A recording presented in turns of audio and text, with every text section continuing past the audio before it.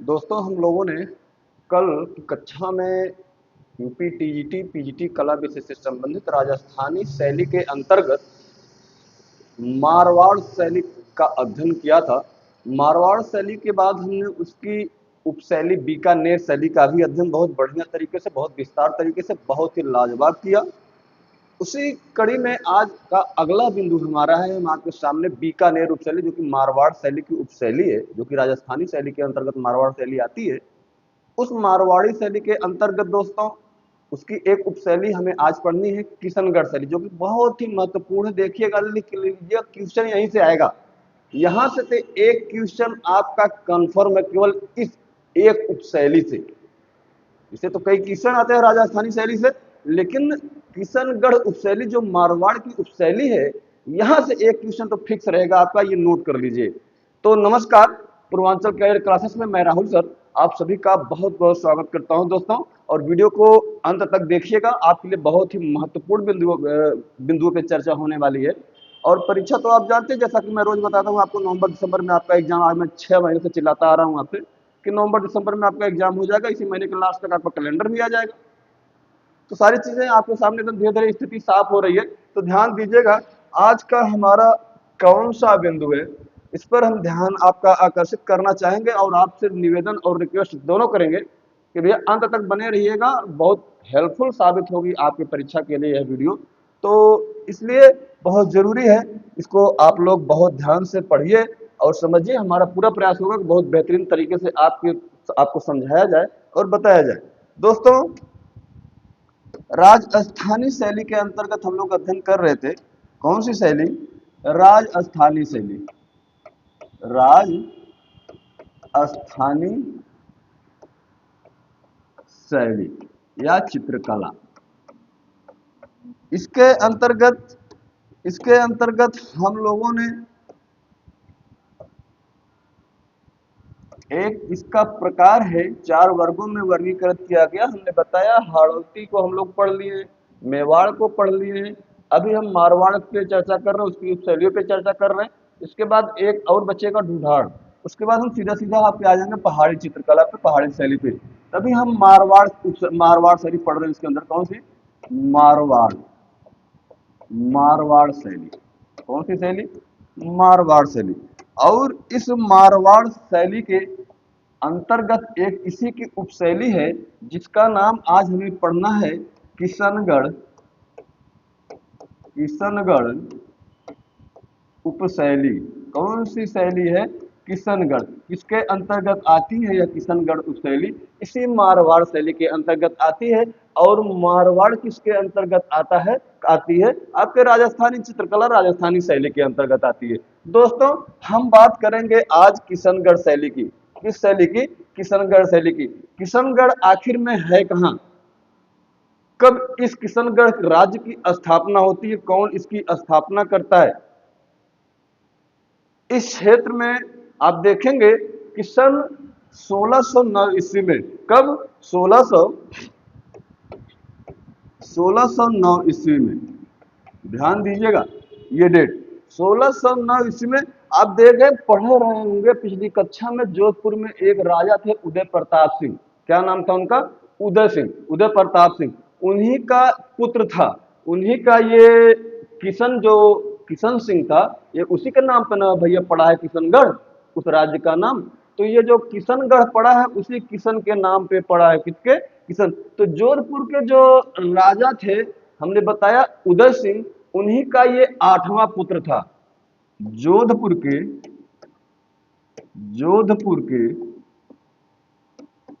राजा उदय सिंह का 8वां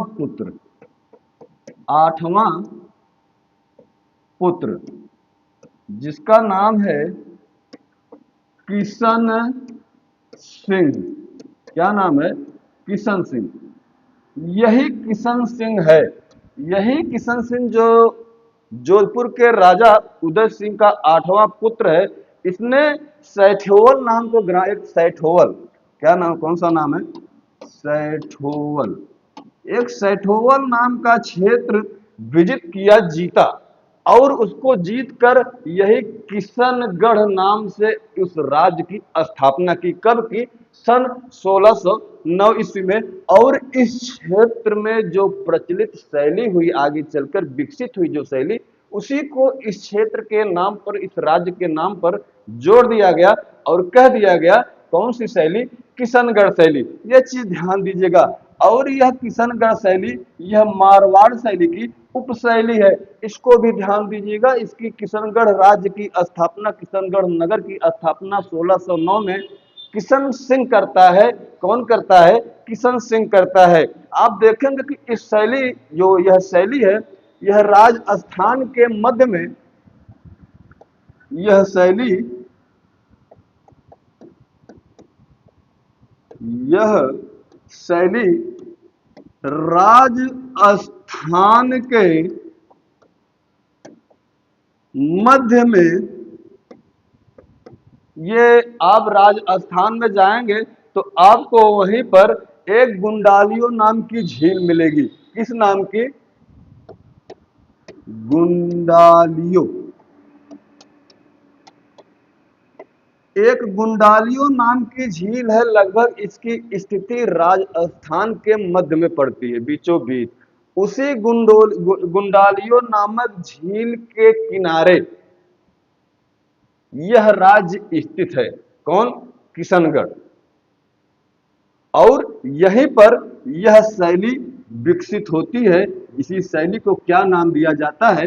किशनगढ़ शैली नाम दिया जाता है। दोस्तों याद रखिएगा, बहुत महत्वपूर्ण बिंदु पे चर्चा हो रही है आपके सामने। आप देखेंगे कि अगर इस शैली को प्रकाश में लाने का काम किसी ने किया, थोड़ा सा पेन चेंज कर लेते हैं। इस शैली को एक नाम आता है सन 1943 ईस्वी में, Eric Eric Dickinson Dickinson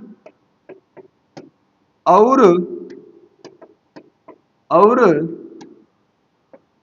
Fayaz Fayaz Ali, यही दो बंधु हैं, भाई नहीं है।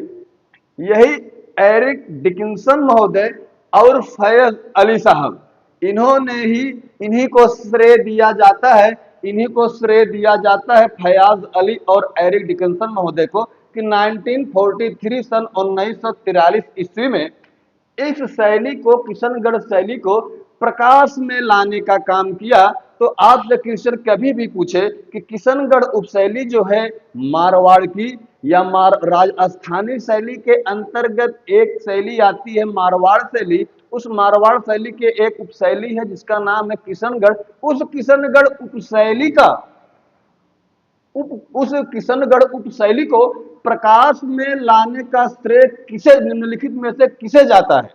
तो आप सीधा सीधा बताएंगे कि उसको प्रकाश में लाने का काम सन 1943 ईस्वी में एरिक डिकिंसन और फैयाज अली को जाता है। यह नाम आप याद रखिएगा, यह नाम आप बहुत बढ़िया से याद रखिएगा। जेका कहा था टोंगा में गठियाला, भैया टोंगा में गठियाला। ये चीज ध्यान दिया दोस्त लोग, बार बार रिक्वेस्ट करते, क्वेश्चन सीधा सीधा यहाँ से एक क्वेश्चन, केवल इस उपशैलिया से एक क्वेश्चन आएगा, ये मतलब लिख लीजिए, आप नोट कर लीजिए। राजस्थानी शैली से तो क्वेश्चन और पूछे ही जाएंगे, पूछे जाएंगे, लेकिन इस एक उपशैलिया, किशनगढ़ उपशैलिया से क्वेश्चन पूछा जाएगा। अभी हम अगवा बता भी देंगे कि कौन सा क्वेश्चन पूछा जाएगा। 2-3 क्वेश्चन बता देंगे, उसी में से आ जाएगा। ये चीज देखिएगा और मिलाइएगा परीक्षा के समय। तो दोस्तों हम बात कर लें तो इसको प्रकाश में लाने का श्रेय एरिक डिकिंसन और फयाज महोदय को जाता है। तो आप देखेंगे कि यहाँ इस किशनगढ़ राज्य के जो राजा हुए, जैसे रूप सिंह,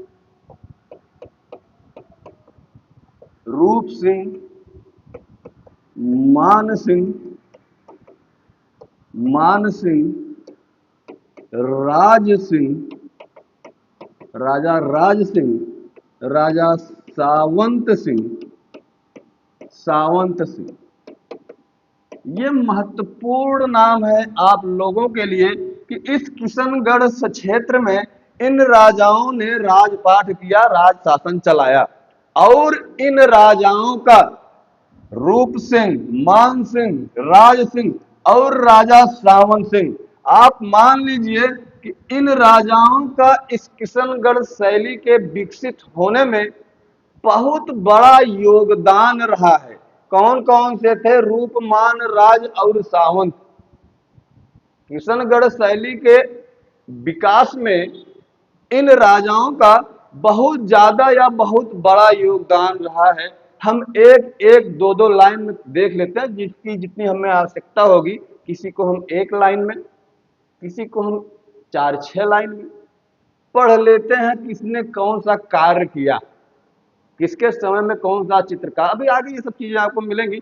तो देखिएगा, हम बात कर लेते हैं सबसे पहले इन महोदय की। किसकी? एक एक बारी करके इनके बारे में पढ़ लेते हैं कि क्वेश्चन सीधा सीधा पूछा जाता है, इसलिए आप बात को नोट करिएगा, ध्यान दीजिएगा। पहला है आपका राजा रूप सिंह। अच्छा, एक चीज ये भी ध्यान दीजिएगा, एक चीज यह भी ध्यान दीजिएगा कि इन जो 4 राजाओं का हमने नाम लिखा है, यहीं से क्वेश्चन आएगा, यहीं से, इन्हीं के समय से क्वेश्चन पूछ लिया जाएगा कि इनके समय में कौन सा चित्र बना है, इस चित्र के चित्रकार कौन है, या यह चित्र वर्तमान में कहाँ सुरक्षित या संग्रहित है। यही चीजें तो हमको पढ़ना है, इसमें और कुछ थोड़ा ना पढ़ना है। तो देखिएगा, क्या नाम है? राजा रूप सिंह। राजा रूप सिंह। अगर इनके समय की बात हम कर लें तो इनका समय है सन 1643 ईस्वी से इनका समय स्टार्ट हो जाता है। किसका समय? यही राजा रूप सिंह का। सन 1643 ईस्वी से पूरा इनका कार्यकाल चलता है लगभग 1658 तक। कब तक? 1658 ईस्वी तक इनका कार्यकाल चलता है। किसका? ये जो राजा हैं रूप सिंह, इनको याद रखिएगा। इनके समय में आप देखेंगे कि ये जो राजा रूप सिंह हैं दोस्तों, इनका जो योगदान है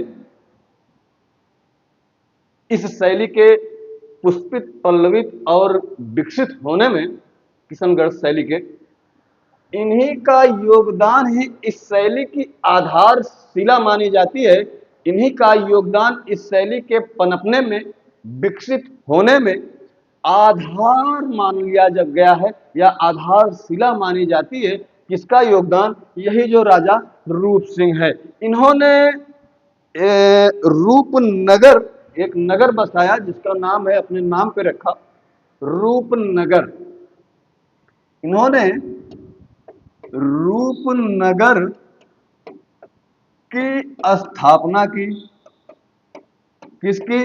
रूपनगर की स्थापना की। और इसी रूपनगर को इन्होंने अपनी राजधानी बनाया, अपनी राजधानी बनाया। और इस राजधानी से ये जो रूपनगर नाम का शहर या नगर, यह राजा रूप सिंह ने स्थापित किया, उसे अपनी राजधानी बनाई। और उस राजधानी में भगवान कृष्ण के विविध रूपों का बहुत ज्यादा चित्रण करवाया। किसने? इस राजा रूप सिंह ने। इसको बहुत ही महत्वपूर्ण बिंदु है, इसको ध्यान दीजिएगा। इसने भगवान कृष्ण के विविध यानी अलग अलग रूपों का बहुत ज्यादा संख्या में चित्र बनवाया, चित्र का काम करवाया। कौन? ये रूप सिंह। कहां पर? रूपनगर, जो कि ये अपनी राजधानी बनाया था। बस, इससे ज्यादा इस राजा के बारे में हमको पढ़ने की कोई जरूरत नहीं है, बस ध्यान दीजिएगा। हम बात करेंगे अगले राजा की, राजा मान सिंह की। किसकी बात करेंगे? राजा मान सिंह की। आइएगा, देखिएगा, थोड़ा सा स्लाइड हम ऊपर कर लेते हैं। चलिए, ध्यान दीजिएगा, बहुत महत्वपूर्ण आप लोगों के लिए कक्षा होने वाली है। इसलिए हम बार बार कह रहे हैं आपसे कि आप अपना ध्यान कहीं भटकाइए मत, नहीं तो समस्या में पड़ जाएंगे। चलिएगा, देखिएगा, अब हम बात कर लेते हैं राजा राजा मान सिंह। राजा मान सिंह, अगर इनका टाइम पीरियड की बात कर लें, इनके शासनकाल की बात कर लें, 58 तक तो राजा रूप सिंह ने चलाया। अब 1658 ईस्वी से लेकर 1706 ईस्वी तक ये इनका टाइम चलता है। किसका? राजा मान सिंह का। किसका? राजा मान सिंह का। कब से कब तक? 1658 से लेकर 1706 ईस्वी तक। कब तक? 1706 ईस्वी तक। ध्यान दीजिएगा, एक सेकेंड, बस। चलिए, ये हो गया। अब हम बात कर लेते हैं इस राजा मान सिंह के बारे में, थोड़ा बहुत हमें क्या देखना है, आइए हम उस पर चर्चा कर लेते हैं दोस्तों। तो राजा मान सिंह का आपने टाइम पीरियड देख ही लिया। राजा मान सिंह के बारे में बहुत कुछ पढ़ने की जरूरत नहीं है, बस एक लाइन जान लीजिए कि यह वैष्णव अनुयायी राजा था और अपने समय में वैष्णव से संबंधित इसने चित्र बनवाने का काम किया। किसने? ये जो राजा मान सिंह है। हम बात कर लेंगे अगले कड़ी में अगले राजा का, जिसका नाम आप जानते हैं, राजा राज सिंह। क्या नाम है? राजा राज सिंह।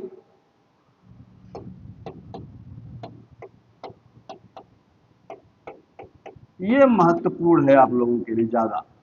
राजा राज सिंह का समय था 1706 से 1748 ईस्वी। ये इसका समय था। किसका? राजा राज सिंह का। 1706 से 1748 ईस्वी तक यह राजपाट करता है और बहुत बढ़िया, बहुत महान शासक रहा है। एकर खासियत सुन लेबा दिमागवा चकराई है। बहुत बड़ा साहित्य कला प्रेमी शासक था यह जो राजा राज सिंह है, जो 1706 से 1748 तक राजपाट करता है।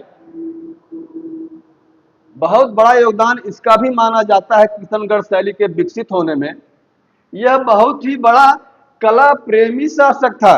कला प्रेमी था, विद्वान था, धर्मपरायण था और यह रसिक और एक बहुत ही सुंदर, बहुत ही अच्छा चित्रकार भी था। यह जो था, यह साहित्य कला प्रेमी था, धर्म परायण था, रसिक था और साथ ही साथ बहुत बड़ा चित्रकार भी था। चित्रकार भी था। कौन? यही राजा मान सिंह। ये बात ध्यान में रखिएगा। आप देखेंगे कि ये जो राजा मान सिंह है, ये कुल मिलाए के 33 ग्रंथ की रचना स्वयं कर डाला। इसने राजा राजा मान सिंह ने 33, ये 33 है, कंफ्यूज मत होगा, साफ करके फिर से लिख देते हैं।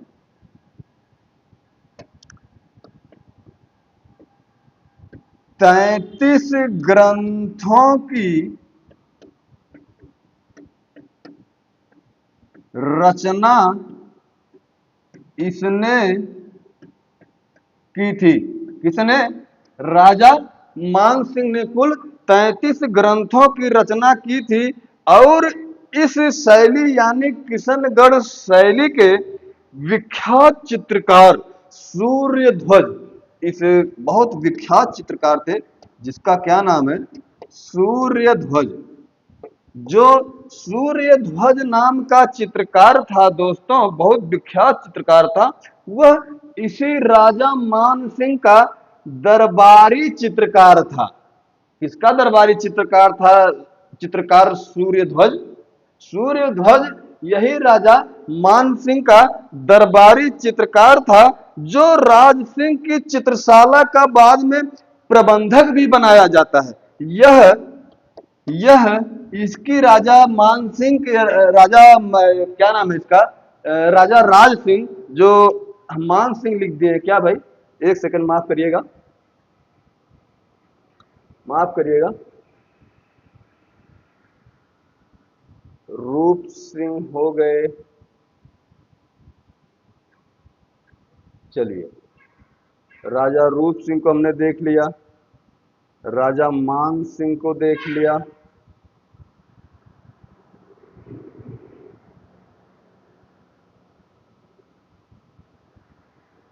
चलिए, ये राजा राज सिंह, तभी तो कह रहा हूं, थोड़ा सा, एक सेकंड।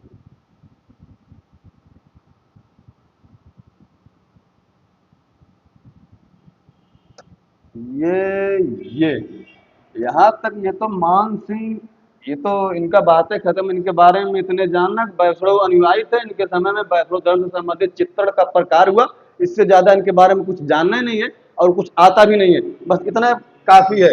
हम बात कर रहे हैं राजा राज सिंह के। इन्हीं राजा राज सिंह का यह दरबारी चित्रकार था, कौन? सूर्यध्वज। और इसी राजा राज सिंह ने इस सूर्यध्वज को अपनी चित्रशाला का प्रबंधक बनाया था। क्या बनाया था?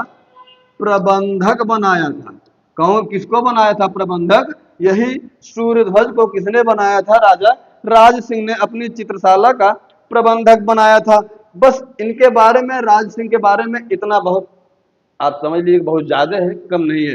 राजा राज सिंह समय 1706 से 1748, साहित्य कला प्रेमी राजा था, धर्मपरायण था, रसिक था, बहुत बड़ा चित्रकार था। 33 ग्रंथों की रचना भी कर डाली इसने, राजा राज सिंह ने। इसका दरबारी चित्रकार, बहुत विख्यात चित्रकार था सूर्यध्वज, जो कि इसकी चित्रशाला का प्रबंधक था। चलिए आगे हम बात कर लेते हैं राजा सावंत सिंह की। बहुत महत्वपूर्ण राजा है। कौन? इस शैली की दृष्टि से, किशनगढ़ शैली की दृष्टि से सबसे महत्वपूर्ण, सबसे इंपॉर्टेंट अगर शासन किसी का रहा तो उस राजा का नाम है राजा सावंत सिंह, जिसका समय 1699 से लेकर 1764 तक चलता है। कब तक? 1764 तक। चलिए देखिएगा किसके बारे में, सावंत सिंह, राजा सावंत सिंह। इसका समय है 1699 से लेकर 1764 ईस्वी। किसका? यही जो राजा सावंत सिंह है। इसके बारे में हमको थोड़ा सा देखना पड़ेगा, क्योंकि बहुत इंपॉर्टेंट है। और आप देखेंगे कि इसी के समय में ये जो राजा सावंत सिंह है मेरे भैया, हमारे भावी अध्यापक एवं अध्यापिकाओं, बहुत इंपॉर्टेंट है यह नाम आपके लिए। इसी के समय में यह शैली, किशनगढ़ शैली, अपने चरम को प्राप्त करती है, अपने चरमोत्कर्ष को प्राप्त करती है। किसके समय में? यही राजा सावंत सिंह के समय में यह शैली अपने अपने चरमोत्कर्ष को प्राप्त करती है, या चरमोत्कर्ष पर पहुंचती है। कौन शैली? यही जो किशनगढ़ उपशैली है, जो कि मारवाड़ शैली के अंतर्गत आती है। किसके समय में अपने चरम को प्राप्त करती है? तो राजा सावंत सिंह के समय में अपने चरम को प्राप्त करती है। यह क्वेश्चन में सीधा सीधा पूछ भी लिया जाता है, इसको याद रखिएगा। आप देखेंगे कि जो कृष्ण लीला विषयक चित्र बने, कृष्ण भगवान जो हैं उनकी लीलाओं से संबंधित या कृष्ण लीला विषय से संबंधित बहुत ज्यादा चित्र बने। किसके समय में? इसी के समय में, राजा सामंत सिंह के समय में। कृष्ण लीला विषयक विविध रूपों में चित्रण हुआ। किसके काल में मेरे भैया लोग? इसी सावंत सिंह के काल में, जिसका समय 1699 से 1764 ईस्वी के मध्य रहा। आप देखेंगे कि ये जो राजा सावंत सिंह है, यह वल्लभ संप्रदाय, वल्लभ संप्रदाय के बहुत ही अच्छा नाम है, रणछोड़ दास। इसी रणछोड़ दास से यह दीक्षा लेता है और यह जो है वल्लभ संप्रदाय का जो था रणछोड़ दास, इसी से यह सावंत सिंह दीक्षा लेता है और दीक्षा लेने के बाद यह भी क्या हो जाता है, वैष्णव अनुयायी हो जाता है। कौन? यह राजा सावंत सिंह। आप देखेंगे कि किशनगढ़ में विधिवत विधिवत बहुत बेहतरीन, मतलब पूरा एकदम पूर्ण रूप से बहुत सिस्टमैटिक तरीके से विधिवत चित्रशाला चित्रशाला का निर्माण करवाया। कौन भैया? यही आपका राजा सावंत सिंह, इसने विधिवत चित्रशाला का निर्माण करवाया। और इस आप इस राजा सावंत सिंह की अगर महत्वपूर्ण कृतियों के बारे में जानना चाहें, जैसे आपका है बिहारी चंद्रिका। क्या है? बिहारी चंद्रिका, रस रत्नावली, मनोरथ मंजरी,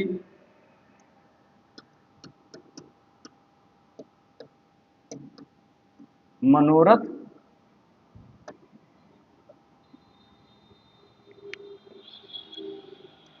मंजरी। तो ये देख रहे हैं जो आप, ध्यान दीजिएगा। चलिए, चाहे बिहारी चंद्रिका हो, चाहे रसिक रत्नावली हो, हमने रसिक नहीं लिखा, इसी में रसिक ऐड कर लीजिएगा, रसिक रत्नावली हो, चाहे आपका मनोरथ मंजरी हो, इसकी रचना अगर किसी ने की तो इसकी रचना इसी सावंत सिंह ने की। किसने? इसी सावंत सिंह ने की। बहुत इंपॉर्टेंट फैक्ट पे, बिंदु पे बात हो रहा है दोस्तों। क्लास के अंत तक बने रहिएगा, समझ में आएगा तो लाइक सब्सक्राइब शेयर करिएगा, अन्यथा मत करिएगा। थोड़ा सा कर देंगे तो हम और उत्साहित होकर पढ़ाएंगे और हंसी खुशी से पढ़ाएंगे, नहीं तो वैसे भी हमको तो पढ़ाना है ही है, कक्षाएं तो लेनी ही लेनी है। क्योंकि कुछ भाई तो हमारे सीरियस है ही हैं, जो आज पिछले 6 महीने से हमसे लगातार जुड़े हुए हैं। और मैं चाहूंगा कि हमारे जितने भाई हैं वो बड़ी ही ईमानदारी से लगे हैं और बड़ी धैर्यता के साथ बड़ी ईमानदारी से लगे भी रहें। अब समय नहीं बचा है, पूरा मिर्चा खाए या ढेपनी खाली बाकी है। ओके, कितने करा तोंगम गठियालक। अब 2.5 से 3 महीना समय बचा बा, यही में सब कुछ आपको बहुत बेहतरीन तरीके से अपने आप को प्रिपेयर करना है। इस परीक्षा को जो फाइट करेगा उसकी तो बल्ले बल्ले हो जाएगी, जो नहीं कर पाएगा उसके लिए भैया थोड़ा समस्या आ जाएगी, थोड़ा समस्या आ जाएगी। जैसे कंडीशन सब कुछ देख रहे हैं, खासकर सरकारी क्षेत्र में नौकरियों की, सरकार का रवैया आप देख ही रहे हैं। इतनी बड़ी, अब क्या ही कहें इस सरकार के बारे में, भाई साहब बहुत कष्ट होता है हमारे। अब हम कुछ कहने की स्थिति में नहीं है, एज ए शिक्षक के रूप में हम कुछ कहना नहीं चाहते, नहीं तो कुछ कहते, बहुत अच्छी अच्छी बात आपको कहते, हम आंख खोल देते, ऐसी ऐसी बात करते। लेकिन छोड़िए, हटाइए, हमें क्या मतलब है उससे। आप लोग अपनी पढ़ाई को निरंतर बनाए रखिए, जारी रखिए और बड़ी तन्मयता के साथ बहुत सीरियस होकर पढ़ाई करिए। और ज़्यादा नहीं, 4-6 घंटा 5 घंटा 7 घंटा पढ़ लेंगे ना तो, लेकिन रेगुलर, इतने में आप फाइट कर जाएंगे। और जितनी वीडियो आपको, जितनी कक्षाएं दी जाएंगी वही क्वेश्चन में आएगा, कहीं बाहर और क्वेश्चन छप नहीं आएगा। बाबा बागेश्वर वाला कहता है ना कि जो पर्ची बनाएंगे वही आप उठा के लाएंगे। आपकी हिम्मत नहीं है किसी और को उठा के लेकर आए, जिसकी हमने पर्ची बना दी आप उसी को लेकर आएंगे। तो वैसे हम कही थे कि भैया हो जवन ये पढ़ा देते, जो कंटेंट आपको उपलब्ध करा दिया जा रहा है, एग्जामिनर की इतनी हैसियत नहीं कि उससे बाहर से क्वेश्चन बना दे। ये बात तब आप मिलाइएगा, जब पेपर देके आइएगा और एक एक बात, एक एक क्वेश्चन नहीं ऐसा सही निकला फिर हमसे आप कहिएगा। चलिए दोस्तों, ये तो बात हो गई किसकी विधिवत चित्रशाला का निर्माण इसने करवाया, ये सावंत सिंह। इसके सावंत सिंह के समय में चित्रशाला का निर्माण तो बहुत विधिवत तरीके से होता ही होता है, लेकिन ये जो किशनगढ़ उपशैली है यह अपने चरमोत्कर्ष को प्राप्त करती है किसके समय में, यही किशनगढ़ के सॉरी सावंत सिंह के समय में जो है। यह सावंत सिंह आप देखेंगे बिहारी चंद्रिका, रसिक रत्नावली, मनोरथ मंजरी जैसी विख्यात कृतियों की रचना करने का काम करता है। कौन? यही राजा सावंत सिंह। आप देखेंगे कि विख्यात चित्र एक है बनी ठनी, क्वेश्चन सीधा आएगा, सीधा पूछेगा आपसे बनी ठनी। इतना इंपॉर्टेंट है ये चित्र कि सीधा सीधा हिट कर देगा। बनी ठनी का चित्रकार कौन था, किसके समय में चित्रित हुआ, कहां संग्रहित है, इसकी तुलना किस चित्रकार से या किस चित्र से किया जाता है, किसने इसकी तुलना किस चित्र शैली से की, किस चित्रकला से की, इसे क्वेश्चन पूछता है। तो आप लोग सीधा सीधा ध्यान दीजिएगा, क्वेश्चन वहां से आएगा ही आएगा। तो विख्यात चित्र जो है बनी ठनी, ये आपके जो निहाल चंद हैं, मोर ध्वज निहाल चंद, बहुत ही इंपॉर्टेंट नाम है, बहुत ही महत्वपूर्ण नाम है। इस मोर ध्वज निहाल चंद का भी इस किशनगढ़ उपशैली के विकास होने में, विकसित होने में बड़ा ही योगदान रहा है। सावंत सिंह तो राजा था, शासक था, उसका तो योगदान था ही था। उसके शासन काल में यह मोर ध्वज निहाल चंद जो चित्रकार था, जिसने बनी ठनी जैसी चित्र को प्रस्तुत करके इतना बेहतरीन नमूना प्रस्तुत किया, इसका भी माना जाता है कि इस उपशैली के विकास होने में इस निहाल चंद का भी बड़ा योगदान रहा है।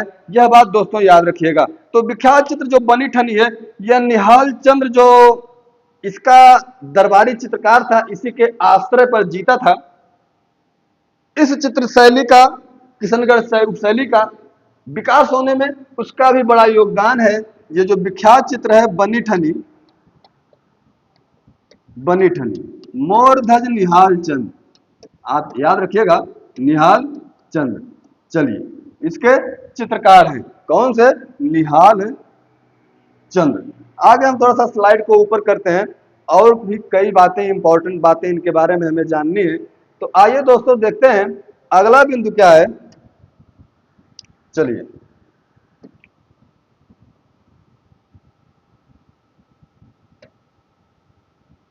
या कलर चेंज कर ले पेन की जी। तो ये तो बात हो गई।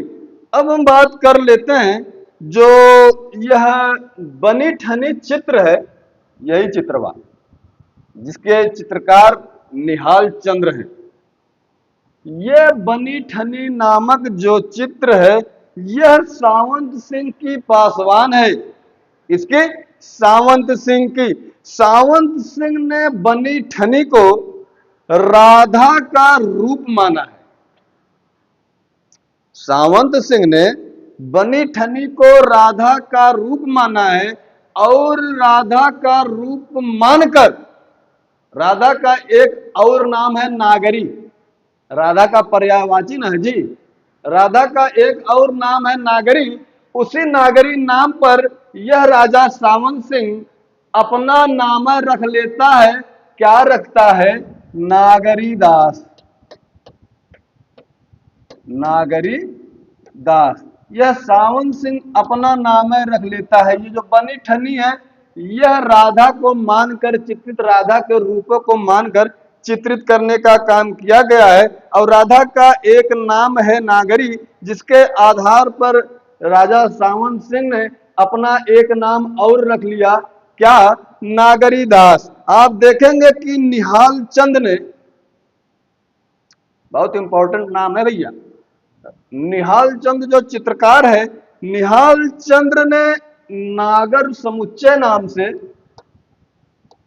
निहाल चंद्र ने नागर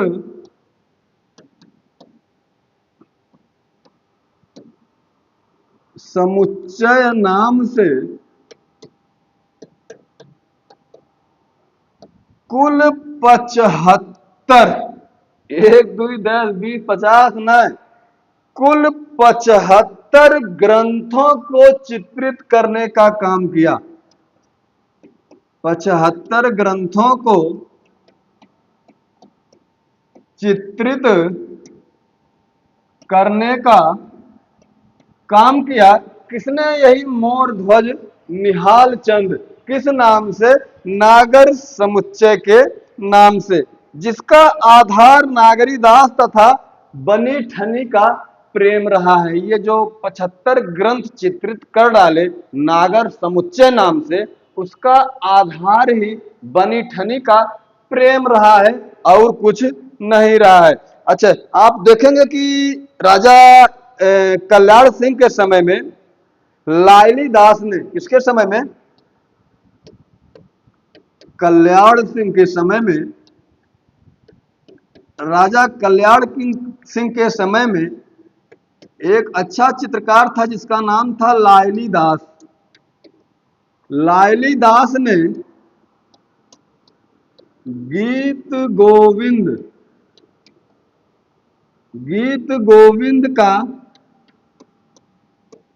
चित्रण किया। किसने? लाइली दास ने गीत गोविंद का चित्रण किया। किसके समय में? राजा कल्याण सिंह के समय में। बस इसी के बाद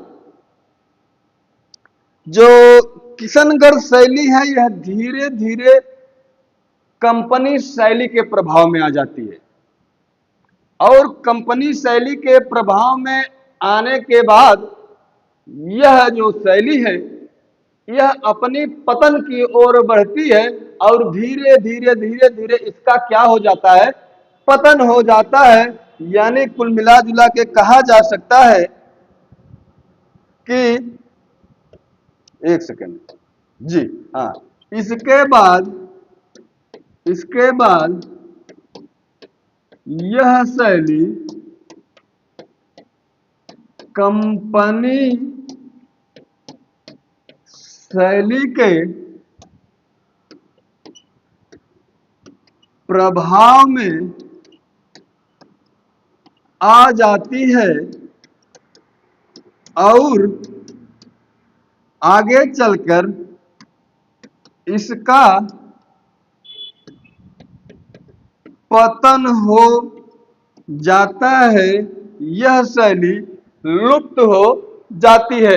ध्यान रखिएगा, आप देखेंगे कि इस किशनगढ़ शैली में, थोड़ा हम स्लाइड चेंज कर लें ताकि लिखते चले सारी बातें आपको बहुत ही बेहतरीन तरीके से समझाते चले। चलिए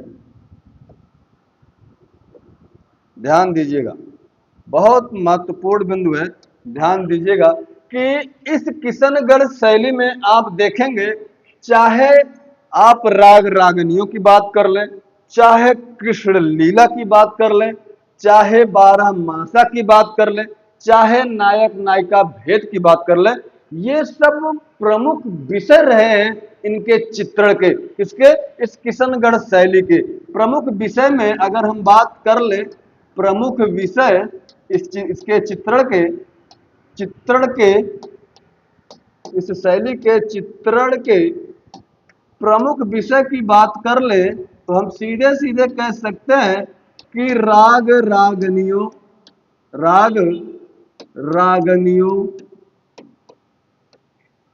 कृष्ण लीला, बारह मासा, नायक नायिका भेद आदि, ये राग रागनियों, कृष्ण लीला, 12 मासा, नायक नायिका भेद, ये चित्रों के प्रमुख विषय रहे हैं। कौन सी शैली के? इस किशनगढ़ शैली के। मेरे भावी अध्यापक एवं अध्यापिकाओं, बहुत महत्वपूर्ण है।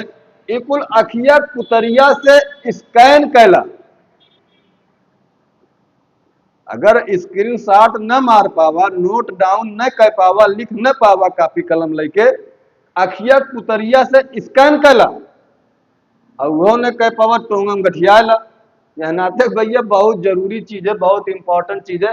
क्वेश्चनवा सीधा आता है, आप कोई भी पेपर उठा के किसी भी वर्ष का देख लीजिए, कैसे कैसे क्वेश्चन बना है, कैसे कैसे क्वेश्चन आता है। चलिए, ये तो इसके विषय हो गए, किसके, इस किशनगढ़ शैली के विषय हो गए। लेकिन आप देखेंगे ये जो राग रागनियां है, कृष्ण लीला है, बारहमासा है, नायिका भेद है, जो इस उपशैली के चित्रण के विषय रहे हैं, उनमें सबसे ज्यादा चित्रण किस पर हुआ? तो यही जो कृष्ण लीला है, इसी कृष्ण लीला पर सबसे ज्यादा चित्रण हुआ। किस पर? इसी कृष्ण लीला पर। यह भी बात ध्यान में रखिएगा। उसके बाद आप देखेंगे कि इस शैली में श्याम श्याम और श्याम और श्यामा के रति भावों को, श्याम और श्यामा के रति भावों को बड़ी आप देखेंगे कि कई विविध आयामों से चित्रण करने का काम किया गया है। विविध आयामों में चित्रण कर इस शैली का आप कह सकते हैं कि एक प्रकार से मूल विषय बना दिया गया है। मूल विषय, ये जो श्याम और श्यामा के आप देखेंगे रति भावों को विविध आयामों में चित्रण करने का काम किया गया है। एक प्रकार से कहा जाता है विद्वानों के द्वारा कि यह मूल विषय ही बन गया था उस समय इस चित्रकला शैली का। श्याम और श्यामा वही भगवान कृष्ण और माई राधिका, भाई उनका नाम श्याम है, श्यामा उसी में जोड़ दिए आप प्रत्यय, स्त्रीलिंग हो गया अर्थात राधा। श्याम और श्यामा के रति भावों का, रति आप जानते हैं एक हिंदी में पढ़ेंगे श्रृंगार रस, उस श्रृंगार रस का अस्थाई भाव होता है रति, प्रेम, जिसको दो वर्गों में बांट दिया जाता है, एक संयोग और एक वियोग। एक नायक नायिका मिलते हैं तो उसमें संयोग होता है, और नायक नायिका जब बिछड़ जाते हैं, दूर दूर चले जाते हैं, तो उनमें हम गाले फाद है कि उनमें उपयोग श्रृंगार। हालांकि हम थोड़ा सा आ गया रति भाव, इसलिए हम चर्चा कर लिए, ये हमारा विषय नहीं है, वो हिंदी का विषय है, उस पर हम बाद में चर्चा करेंगे। तो देखिएगा कि श्याम और श्यामा के रति भावों का विविध आयामों का मूल रूप से विषय ही बना लिया गया और बड़ी अच्छी चित्रकारी की गई। किस पर? इस श्याम और श्यामा के रति भावों पर। इसको भी ध्यान दीजिएगा। अच्छा, आप देखेंगे कि साथ ही इसके साथ ही साथ वैभव वैभव विलास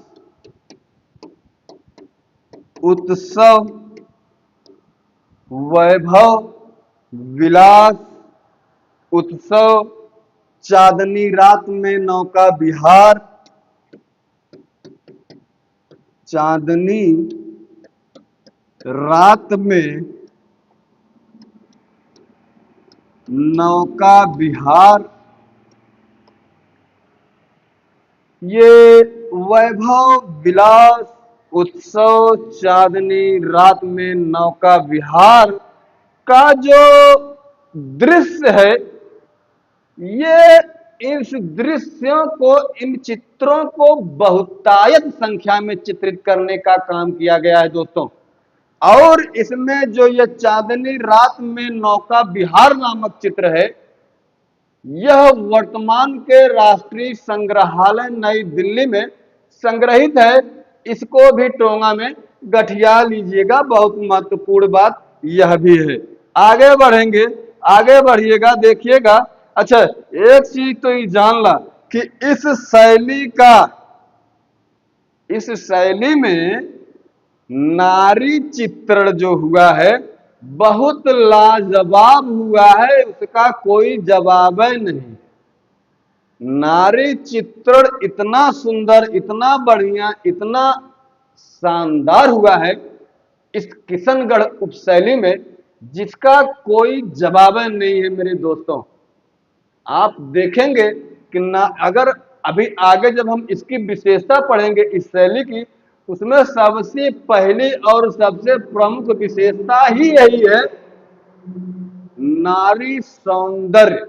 यानी इस उपशैली के अंतर्गत इतनी सुंदरता के साथ नारी सौंदर्यता का चित्रण किया गया है, यह इसकी प्रमुख विशेषताओं में आता है।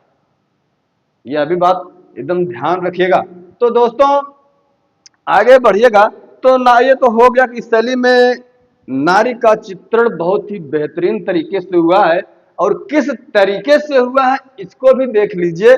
इसमें जो नारी के चित्र बनाए गए हैं वो विशेषकर सावंत सिंह के, जो राजा सावंत सिंह था, सावंत सिंह के समय में नारी चित्रण का कार्य बहुत ही लाजवाब, बहुत ही सुंदर तरीके से किया गया। उसमें जो चित्रकार था वह नारी की आकृतियों में जो केश राशि है, यानी लंबी केश राशि, केश राशि अर्थात ये जो बाल हैं, नारी आकृति में लंबी केश राशि, धनुषाकार भव, ये जो भंगा होता है किस आकार में बनाए गए हैं, धनुषाकार भ्रू रेखा, विशाल मादक कमल व खंजन नयन कोमलांगी। खंजन मतलब, खंजन नयन मतलब, नयन माने आंख, खंजन के पक्षी होते हैं, उसी पक्षियां की तरह आंख को दिखाया गया है, बनाया गया है, इसीलिए कहते हैं उसको खंजनाकार आंखें या नयन। और कोमलांगी लतिका के समान लचकदार पतली लंबी छरहरे बदन वाली स्त्री की मुखाकृति पर माधुर्य, कोमलता, चंचलता एकदम स्पष्ट दिखाई देती है। इतनी बेहतरीन नमूना प्रस्तुत कर दिया इस शैली के चित्रकारों ने, जो कि सदा सदा के लिए अमर हो गई। इसकी सबसे प्रमुख विशेषता जब पढ़ेंगे तो एक यह भी आएगा कि नारी सौंदर्य इस किशनगढ़ शैली की प्रमुख विशेषताओं में से एक विशेषता है दोस्तों, यह बात टोंगम गठियावे वाली बात बा। आप देखेंगे आगे कि इस शैली में जो प्रारंभिक रंग हैं उनका कहीं ना कहीं लोप दिखाई देता है, और मिश्रित रंग का प्रधानता दिखाई देती है। किस शैली में? इस किशनगढ़ शैली में, यानी मिश्रित रंगों का प्रयोग अधिक हुआ है, और जो प्रारंभिक रंग हैं उनका प्रयोग कम हुआ है। कहने का बस इतना सा मतलब है। और कुल मिला जुला के ये कहा जा सकता है इस शैली के चित्रकारों ने अमूर्त कल्पनाओं को मूर्त रूप दे दिया है, यह कहना अतिशयोक्ति नहीं होगा। दोस्तों ये बात याद रखिएगा। हम बात कर लेते हैं, ये तो कहानी हो गई सारी की सारी। अब हमारा बचा है इस किशनगढ़ शैली में हम कुछ प्रमुख और अन्य चित्रकार को देखेंगे, कुछ प्रमुख व अन्य चित्र देखेंगे, और कुछ प्रमुख इसकी विशेषता को देख लिया जाएगा। बस इतना इस किशन, चूंकि थोड़ा सा लेंदी है, थोड़ा सा लंबा है ये टॉपिक, बहुत इंपॉर्टेंट है, क्वेश्चन सीधा नहीं आएगा इस वीडियो से, तो आप जो कहिएगा और जो जिस बिंदु पे ना रख दिया हूं वही से क्वेश्चन आएगा। अभी तो पढ़ाना है कौन कौन सा चित्रकार हुआ, कौन कौन से बढ़िया बढ़िया चित्र बने, कौन चित्र कहाँ संग्रहित है, और क्या इसकी विशेषताएं हैं। ये चीजें बची हैं। मैं सोच रहा हूं कि ये चीजें आपको कल बताऊं, क्योंकि थोड़ा सा स्वास्थ्य सही नहीं है दोस्तों, गले में खराश है। तो मिला जुला के इतना कहा जा सकता है कि जो भी है ये किशनगढ़ शैली के अंतर्गत जो बनी ठनी है, बनी ठनी नामक चित्र जो है, यह इसका जो माता राधा जी जो है उन्हीं के रूप को मानकर निहाल चंद मोर ध्वज निहाल चंद्र चित्रण का काम किया। अभी इसके आगे में हम आगे कल और चर्चा करेंगे। तब तक के लिए नमस्कार, पढ़ते रहिए, व्यस्त रहिए, धन्यवाद।